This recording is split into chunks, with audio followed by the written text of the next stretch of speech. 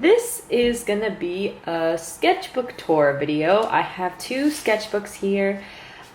These are both from my freshman year of university. I'm gonna start with this one because this one is the bulk. This is my drawing 1, drawing 2 sketchbook. So let's jump right into it. So obviously got some journaling notes stuff here, my name and the side. Gotta tape it together because I used this so much that it started to fall apart. Okay, so something that was a requirement for our drawing 1 class was that every week we had to do an old master. This was the old master I chose to draw that day. Kawanabe Kyosai, which is Japanese from the Edo period. I had to write a little bit about it and then do my attempt at drawing it. And this was a blind drawing that I was supposed to do. I looked at my friend and I had to draw her without looking down at the paper. This was a lot of fun. I really enjoyed this. It became something that I liked to do a lot during my freshman year of university. Okay, something else that we had to do was during the week we had to look for pictures that inspired us. So, you know, I was really into K-pop and BTS, so I have a lot of BTS screenshots, and then I'd write a little blurb like eccentric colors, mismatched but together, unrealistic spaced out images. So like this is spaced out, this one's spaced out. This is from EXO. Something else we had to do was look up an old master, print a couple images of artworks that they did, and then write about the time period, what was some famous works they did, and some facts about the painter. Along with that, we also had to do a observational drawing. So I just did a Hello Panda Meiji thing, chocolate. Sorry, it's kind of stained. It's graphite. It's inevitable. Along with that, during the week, we also had to work on our in-class assignments. So this was an observational drawing that we had to do, which was with like a cow skull on top of a box. And this composition was not good, but we had to do 10 little thumbnails and then 5 or 4 like regular bigger size thumbnails of the ones that we liked from the little ones. And we had to play around with composition because clearly this was not a good composition. And yes, we put a tiny apple on the inside. Here, I'll show you because we're weird that way. This was another observational piece for next week I did, which was just this chandelier thing that was in a classroom. This was my observational drawing. I mean, obviously I'm not observing people kissing. This was my old master drawing. Oh, we also had to do a portrait. That was the last thing during the week that we had to do. So that's just me drawing him. Obviously, my portraits weren't the best, but it's okay, I was learning. Vincent van Gogh was the old master I did next, or Vincent van Gogh. And then these were my inspirational images. So, you know, BTS, some creative stuff. Most cool tones with hints of warmth, shifts between reality and 2D fantasies, optimism and comfort. That's what I wrote there. This was some in-class notes. This was another portrait I did. Taking a break from studying while trying to maintain a cute pose. This was a drawing I did where I tried to do inking. Yeah, that was interesting. So this was from September 3rd to September 9th. So that's that. This is so cute. So Monet was next. That was fun. Old master, I got lazy, so I just did a random cat. And then this was an observational perspective image, which does not look good. So we're just not gonna talk about that.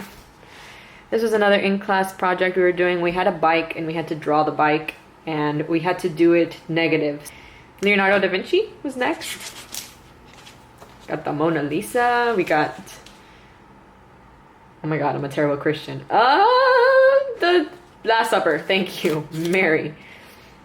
Some more inspirational images. Oh my goodness, I can see I was always into 2D animation and whatever. Dark warmth. Unrealistic, strange images showing warm tones mixed with aspects of darkness. This one's also cool. And this one. I love looking through this because I haven't seen these in forever. Oh, this is from A Monster Calls. This is such a good book. Here I clearly tried to do the negative thing with the black and then erasing the portrait out, and another old master, an observational. Oh, there's some perspective in here. You can't really see it, but do you see that? I was practicing something. Can't really tell. Another old master. These are my favorites. I didn't have to go all out, but I really wanted to because I really felt inspired by these. This was another study of another artist. This was, oh, I'm gonna butcher this name, Albrecht Dürer. He's German. This was again trying that negative thing. These were flowers or something. I don't know what this is. Another portrait, very light-handed. Oh, this one was fun. This was a chair drawing that we had to do. This was the final composition I went with. It had a blanket spiraled around it, and you can see how messy I was. I was like, and then there's like a lot of doodles in here, which I didn't realize I did a lot. So here it says, you've been spotted, and here's a little anxiety dude, which I draw a lot. This is another old master. I was lazy. Oh, some more cute little things. I kind of wrote a lot for this blurb. Oh my goodness, hold on, I'm gonna sneeze. There we go. This is another observational drawing. This is like some film strips for the photography class. This was from James Abbott McNeill Whistler. Don't know if I said that right. Another portrait, again, super light-handed. This was learning about like gradients, black and white. There's a really good but super light-handed drawing in there. You're not gonna be able to see it. I can barely see it. Georgia O'Keeffe. See, here it is again. Oh, because we were gonna do a really cool assignment where we had to have these statues and we had to draw shadings for them. I ended up going with this angel in the final drawing. This one was interesting. This is another portrait I did. I have no clue what this is. And then, yeah. I even got lazy in my themed paintings. I just put distorted feelings. Salvador Dali. I really liked his stuff. Another portrait. Another observational but pathetic. And an old master. Here we're learning about perspective. I do not like perspective. I'm good at drawing perspective images, but oh my word, I hate the amount of detail I have to put into perspective images.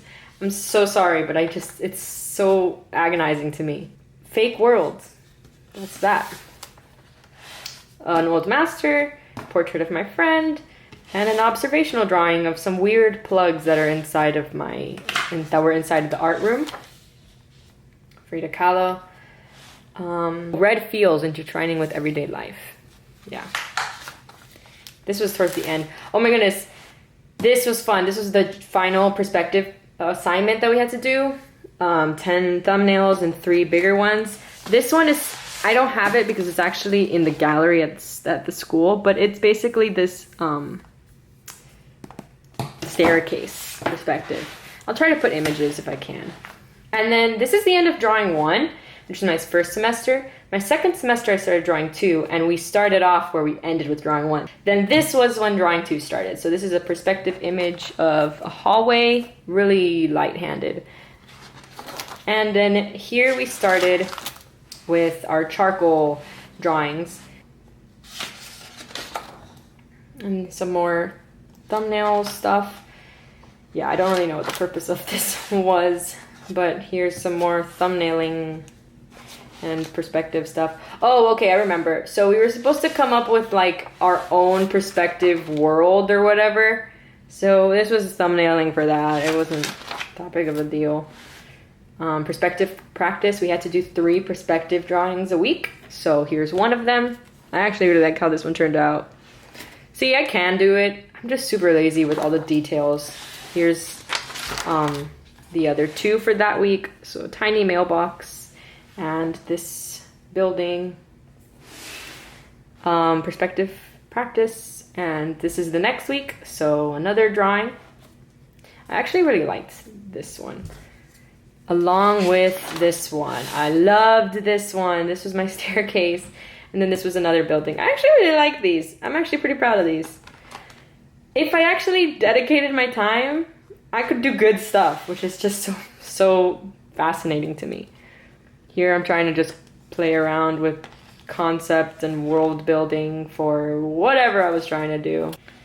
And then we jumped into portraits. We started using toned paper. This was not that good at all, but hey, practice is practice. This one's bad.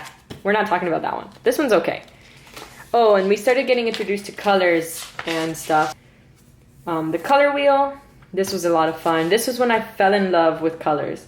I loved this one. This was like playing around with color palettes. Basically, we had to look at a drawing, an old master painting, and then we had to ration out where the colors were and try to make a cool composition. So that's this. Oh my goodness, some horrible portraits. I was having a rough week, and my teacher noticed. He told me, he was like, what's going on? And I was like, yeah, I'm not doing okay. Got a B+ that week, which is like the lowest grade I've ever gotten in that class. Oh, and then came the drawings with color. I loved it. If you see a blank spot, it's because my teacher actually took them and put them in the gallery there. So I loved this. This was so much fun. Some more coloring and an observational thing. But oh my goodness, this was my favorite time frame. I loved working with these colors and these observational drawings. It was so much fun. Definitely got into color pencils after that. Except I hate the fact that my teacher took my favorite portraits. He took them. So I got left with one. But I mean, this one's also pretty decent. It's not the worst out there, I think. I'm pretty proud of it. Some more writings. And I think that's it. I obviously didn't finish because I left the school. And then here's a random Spirited Away watercolor thing that did not work out to my advantage. This one isn't as much as filled up. This was for my 2D foundational course. So it was a lot more abstract work. But yeah, I kind of put in some stickers and stuff. This is Jimin and Suga. I don't know who this is. This book was actually written by my teacher. Here we had to think of a cool way to write letters. So if you look closely enough, it says like, this is an X, and here's a V, and here's a Z, O, U, yeah. And it's a pipe, so it's smoke, or whatever. These random stuff you see, it comes in the book. We were told to not follow an order and just write wherever we wanted in the entire book. So it was a lot of fun. Here, we had to do dots, just a lot of dots, and we had to make 21 dots. And he said not to do it non-representational. I had no clue what that means. So I did all this, and then I failed because all of this is representational, like the little mountains or the Pokeball or the spirit or the sushi. And he was like, no, that's wrong. You have to just do it again. So he said, you know what? I'll give you a good grade if you can make one and it doesn't have to be representational, but you're not going to be able to use any of your little thumbnails. And I was like, fine. And I did this and I got an A. So it all turned out okay, I guess. Here's some notes, some swatches. This was like my favorite class. We had an assignment to scribble for 9 hours. This wasn't that, this was just the practice assignment. But yeah, we were learning about dot lines, shape, and color. Here, we were doing some thumbnailings for some assignments. So clearly non-representational. This was my favorite class though, I loved it. And then here we had to come up with a design, But I was super confused because it wasn't a pattern design. So I really didn't know what this assignment was. But I ended up going with like this and then repeating it a lot. Yes. See, because here it was 2 different points and he was like, no, it has to keep flowing. But he said it wasn't a pattern. So I was very confused. Here was another attempt. This was the final design I decided to do. So it's a pattern, but then it flows into a different thing. And this is still a pattern. So I guess what he wanted was a pattern that keeps going, but it can merge into another pattern, right? So that's what this was. I did this, I BS'd this assignment. I did this in like 10 minutes in the morning before class. And then the final project, I also BS'd it, which I shouldn't have done, but it's okay because it's in the gallery. But I'll show you, I'll insert an image of a final piece of work. So many people were pissed at me because it ended up in the gallery and they all knew I BS'd it, which was like half of my gallery work, which isn't good, but it's kind of funny. We then had a project on metaphors and we had to come up with like 25 metaphors and yeah, so basically I came up with like, your tan skin reminds me of the autumn sun. Because to make a metaphor, you're not allowed to say like or as. So you can't be like, your eyes are like the ocean. That's not a metaphor. A metaphor would be, your skin feels, your skin feels of ocean. Something like that, you know? Yeah. So I came up with a bunch of metaphors. Some of them are silly. Oh, I'm sorry. It was 50 metaphors, now that I'm remembering it clearly. And then, out of those metaphors, we had to come up with a thumbnail piece. So this was some ideas. And eventually, this is what I came up with. The metaphor was, complete my truth with your lies. So this was the original drawing. And people kept telling me it looked like coffee beans. So I did not keep the shape of ovals and I moved to circles. And then I did this. But I was between this color palette and another one. And so the idea was the circles were the lies, the lines were the truths. And so the complete my truth with your lies, the circles come in acting like they're part of the show because they have lines. So it's like, we can complete you, which is a lie. And then causes the ripples effect. I really liked this color palette, but my teacher said that he liked the other one more. So I went with it. Sometimes you gotta listen to your teacher. Be visually sophisticated. This was some thumbnails for that piece where I was trying to, the metaphor piece. So this one was, you photograph my imperfections and make them a filter. And here had some filter stuff. Tender kisses laced with peppermint. Stitch my innocence into your attire. This one was the hardest one. I couldn't figure out what to do. Time zooms by on a motorcycle seat. I really liked this idea with this one as well. Complete my truth with your lies. Here are like the different thumbnails I did. So I came up with this, but it felt a little too dull. So I moved on and went on to this one, which was, you photograph my imperfections and make them a filter, which I liked, but for some reason, like, I don't know why I didn't go for it. I think it just looked too representational to me. And then here I did tender kisses laced with peppermint, which was this one up here. Because I wanted it to look like these were 2 mouths kissing and the peppermint just exploded between them. But no one really understood that, so I moved on. My time zooms by on a motorcycle seat. This one was my favorite one. I was gonna go with this one, but then I decided to go with this one. Just because, I don't know why, but I don't think I got my message across with this one, so I went with this one. And yeah, I'm pretty sure that's the end of this. Here we had to make a story, non-representational of course, and it had to basically go like A, the story was in the middle, B, C, and then the next one was the continuation of B, and then C, D, C, D. Does that make sense? Because it didn't make sense when he assigned this project. But essentially this is what I came up with. The story starts here. This is the middle of the story. This is the ending of this one story. The ending continues off up here. Here's the center of the story, the ending, and then the big finish. So this was it. I'll insert the final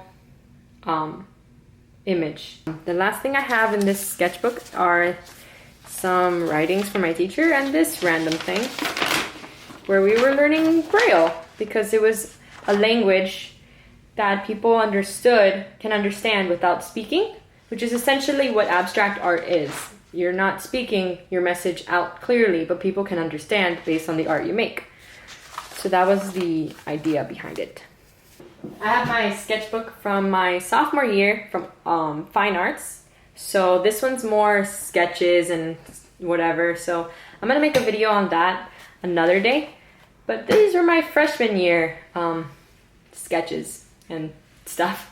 I'll see you guys in the next video. Thanks for watching. Bye!